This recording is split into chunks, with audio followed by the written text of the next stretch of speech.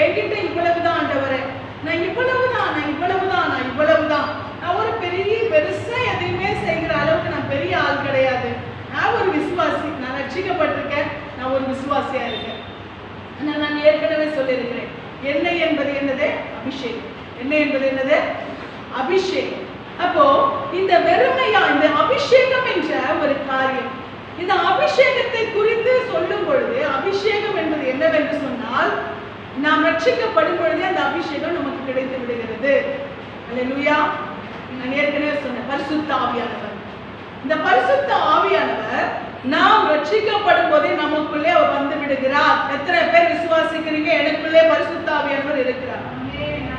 அல்லேலூயா. ஏனென்றால் ரட்சிக்கப்பட்டவர்களுக்கு அந்த நம்பிக்கை உண்டு. ஆமென். ரட்சிக்கப்பட்டவர்களுக்கு அந்த நம்பிக்கை உண்டு. நம்முடைய ரட்சிப்பு நிச்சயமானதா இருக்குமானால் நமக்கு